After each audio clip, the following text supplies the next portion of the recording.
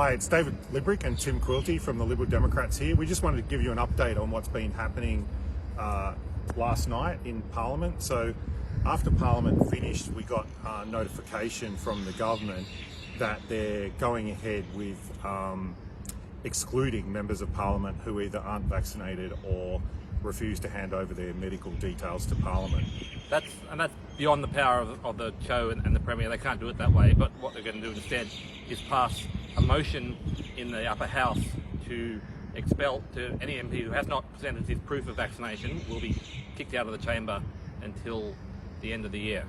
Until February, I think, is when they're going to do it. And not only kicked out of the chamber, they'll be prohibited from entering their own office or the whole parliamentary precinct.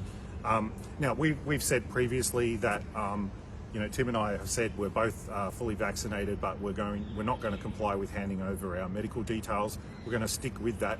The reason that we're doing this is to stand in solidarity with everyone who's been had these mandates forced upon them. We don't think that it should be mandated for workers, and we don't think it should be mandated for members of Parliament either. Coerced medical procedures are just not acceptable. It's a massive breach of human rights. Encouraging people to get the vaccine is fine. Telling them why it's a good idea is fine, but forcing them to do it at the threat of losing their jobs or whatever else is just unacceptable. It's dictatorship stuff. Yeah, I mean, if you look at the Charter of Human Rights, it's actually hard to find a right that hasn't been breached now. This alone, the mandates themselves breach the right to refuse medical procedures without full and free consent. They also breach the right to privacy of your medical information. We believe that your medical status should be a decision between you and your doctor or your healthcare professional. It's none of the government's business. And thirdly, in this particular case, they're breaching the right to participate in public life, which means that democratically elected representatives aren't allowed to participate in voting on legislation unless they have medical procedures that are dictated to them by the government. We think this is probably the first time in history that we've heard of something like this actually happening. So this is massive overreach, abuse of parliamentary powers.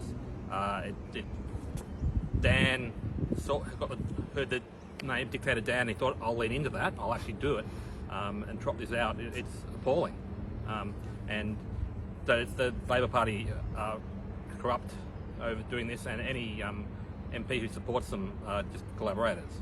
Yeah, so I mean, we don't know, it's not certain that it's going to pass. We don't know who's going to be collaborating with the government on this. We're yet to find out.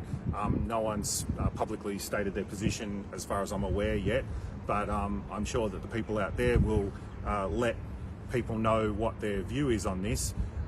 It may also come as no surprise that this is a rather convenient time for the government to take out opposition from voting.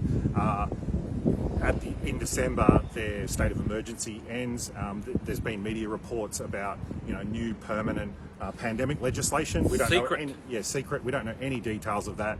Nothing's been made public yet, and right when it needs to go to a vote, members of Parliament are being excluded from Parliament and excluded from voting on it. The only effective opposition to this government is going to be kicked out of the Parliament so they can push through whatever they like without a problem. Yeah, so this is just totally outrageous, total overreach. We're going to let the world know what's happening